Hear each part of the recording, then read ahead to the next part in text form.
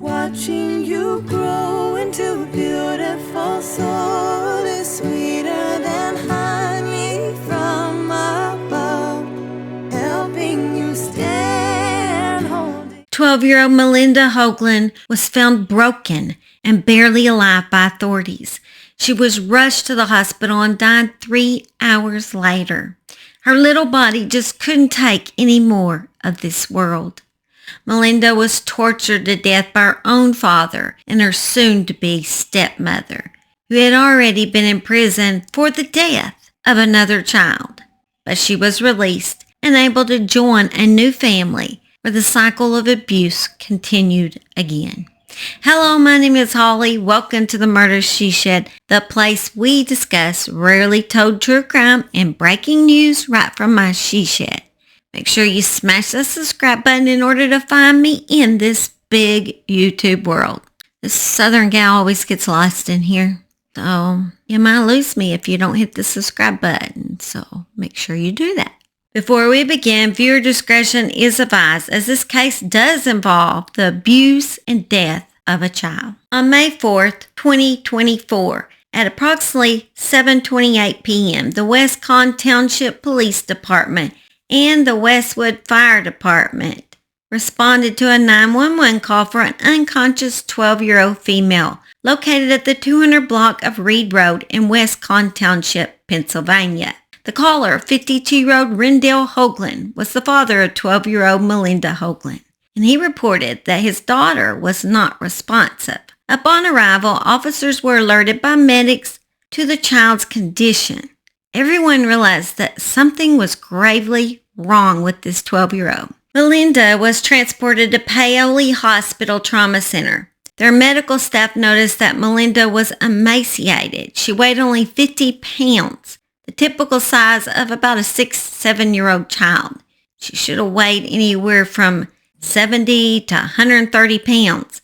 She was way underweight. She had cuts and bruises on her head and chest, as well as at least 6 broken bones and significant damage to her liver. Malinda went into organ failure. Ultimately, Malinda died at approximately 9:58 p.m. while being treated. When Rendell was asked about his daughter's injuries, he simply claimed Malinda hit a tree while riding her bicycle. They had been camping at Jellystone Park that weekend, and that's a place they often went camping, and he said they were there and she hit her bike on a tree. Apparently that was his reasoning. When authorities went to the home, they then observed another child in the household, who was Malinda's 9-year-old little brother. Also in the home was Rendell's fiancée, 45-year-old Cindy Warren.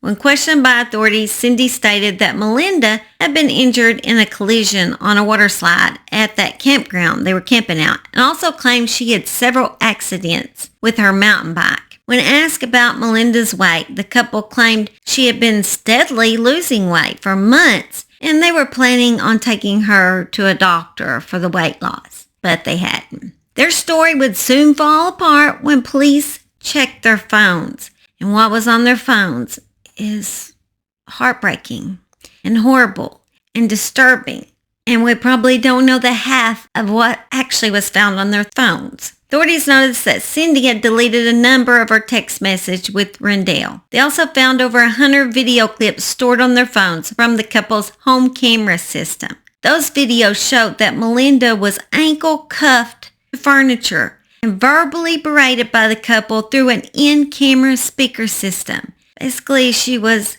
cuffed where she had to listen to them, and they would yell at her through these speakers in the house. The video showed that they would punish Malinda by demanding strenuous physical exercise such as squats, running in place while still shackled, and lifting her hands above her head and keeping them there for extended periods of time. Other videos reportedly show Malinda was forced to sleep on the floor while chained with no pillow or blankets and being told not to expect breakfast, lunch, or dinner. Malinda was enrolled in public school until December of 2023 when her family withdrew her from North Brandywine Middle School and then enrolled her in an online charter school. Rendell claimed he pulled Malinda out of middle school after learning that she had been selling snacks to her classmates. Although Malinda did have online classes, she would be shackled to the desk away from the camera's view. She would be sitting there doing her studies, and I can see that they'd leave her writing hand unshackled, but her other hand would be shackled under her desk, where she couldn't leave that desk for extended periods of time. It's heartbreaking. When not doing online classes, she would often be shackled to furniture in the basement. A text message was recovered from Cindy's phone in which Cindy tells Rendell to run Malinda to the hospital instead of calling 911, perhaps because she was scared that her past would be exposed. This was not Cindy's first rodeo. She had been married before to McKinley Warren Jr., and she was the stepmother to 2-year-old Jessica and mom to 3-year-old Isaiah. Jessica died in 2000 in eerily similar circumstances to Malinda after the Warrens took her to the hospital and claimed she had fallen out of a parked car and hit her head. The real story was the toddler was killed after Cindy refused to change her diaper because she had painted her nails. Instead, she called her husband, McKinley, who had been drinking at a bar, to come home and change the toddler's diaper, which is when he fatally injured Jessica. Isaiah's 3 older full siblings had been placed in foster care due to the investigation into Jessica's death, but apparently Isaiah was allowed to stay in the home. Police said that Isaiah looked like a prize fighter who had been through a title bout when they found him in January 2007 after a neighbor called authorities. Even though Jessica was murdered in 2000, McKinley and Cindy were not arrested for the murder until 2007, after authorities had found Isaiah in such bad condition. In her 2009 deal with prosecutors, Cindy pled guilty to allowing her ex-husband to beat their 3-year-old son Isaiah. She was sentenced to just 3 to 7 years in prison. Cindy was not even charged in Jessica's murder, but authorities admitted she was also partly to blame for Jessica's death. The police stated that at any time, she could have identified her husband as the one who caused her stepdaughter's death and abused her son, but she just refused to do so. Instead, she lied with her husband about how Jessica got hurt and left it to a neighbor to report Isaiah's abuse. The authorities also said whenever neighbors complained about her and her husband being drunk, loud, and boisterous, and they responded to the home, she would be the one who remained loud and disorderly. So they would arrest her because her husband would calm down, but she would be so rowdy, they'd arrest her. What happened today? I hit her. I said, 'cause she hit you, huh? Nope. Did she say something mean to you? She didn't get a chance.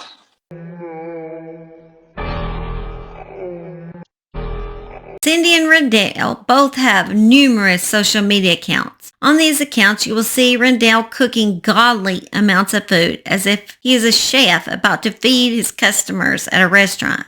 I'm sure that most of this food went straight into Rendell's belly. It appears so, but he couldn't be bothered to feed his own little girl. His cooking is both nauseating and heartbreaking. Oh, this is gonna be banging! Ooh, we're gonna throw some more spices on this shit. Bang, bang, bang! Hell yeah! Look at that! Woo! Yo, he having too much Yeah. fun. Yeah, he having too much fun. You hear him down. Woo! Bang! Listen to him. Just listen to him. Oh man! Bam! As I watched these videos, I thought of that hungry little girl sitting in the basement, chained up, stomach growling, and possibly she could smell the odors of the food wafting into the basement.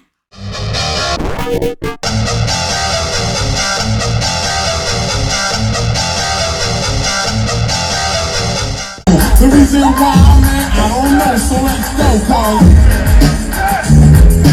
Most videos and pictures on Cindy and Rendell's social media only includes Rendell's 9-year-old son. There are minimal amounts of videos and pictures of Malinda before she was pulled out of school. But after that, it was like she disappeared from social media altogether. I suppose for some reason the abuse escalated at that point, and maybe she had too many injuries And they probably didn't care enough about her to even post anything about her anyway.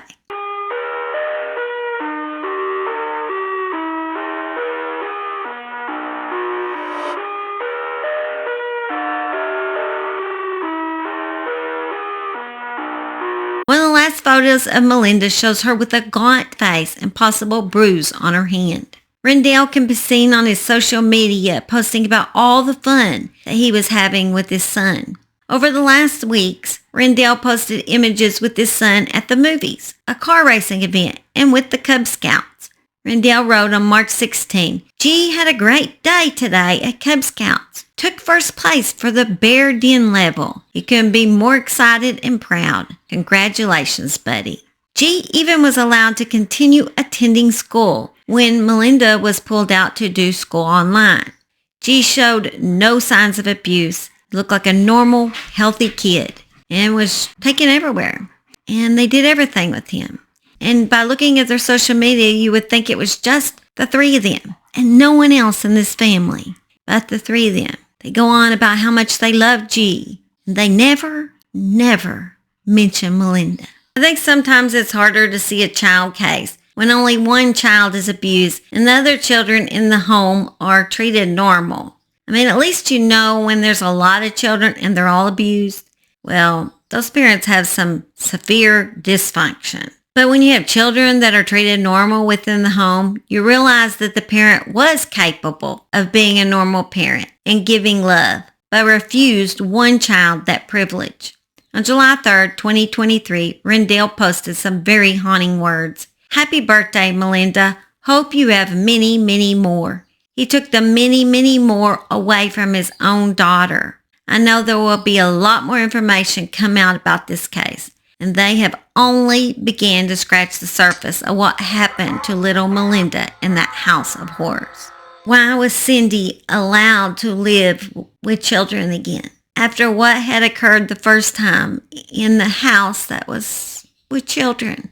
Why would she be allowed to live with any more children? I want to thank me for believing in me. I want to thank me for doing all this hard work. I want to thank me for having no days off. They say in her first marriage, she did suffer domestic abuse, and she just went along with whatever happened. So is she going to claim that in this marriage too? I'm not saying it didn't occur, but I'm saying, no, you don't get another shot at this just because you claim domestic abuse. 2 children have now lost their life, and you were in that house when it happened. Bubblegum in a dish. Your hoes was talking shit but couldn't tell me shit. Hey, if you're gonna be rude to me, you better know how to fight. Cause when I'm done crying, I'm gonna get you. Malinda, I pray you get your justice on earth, and now you can rest in peace with your heavenly Father. I know I said last video that I would not be making another video until I got back from my mother's house, after the weekend. But I saw this beautiful little girl's case and thought I had to tell everyone her story. Sometimes my heart can't rest in these cases, and her little face just touched me like that. Anyway, now I'm done. You guys have a great weekend. See you next week. Love you guys. Bye. I don't know where Simon is. I let him tell you bye, but he ran off, so let me see if I can find him. There he comes. There Booby comes. There Booby is. Tell him bye, Booby.